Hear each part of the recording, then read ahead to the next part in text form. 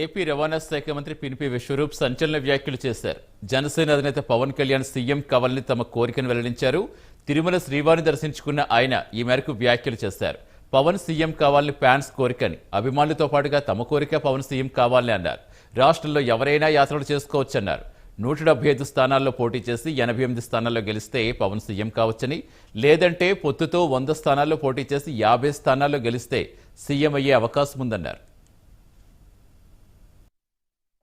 Party పెట్టుకున్నాడు, ఆయన వారాహి యాత్ర చేస్తున్నారు. ఈ రాష్ట్రంలో ప్రతి ఒక్కరూ కూడా పాదయాత్ర చేసుకోవచ్చు, వారాహి యాత్ర చేసుకోవచ్చు, బస్సు యాత్ర చేసుకోవచ్చు, ఏ యాత్ర అయినా చేసుకోవచ్చు.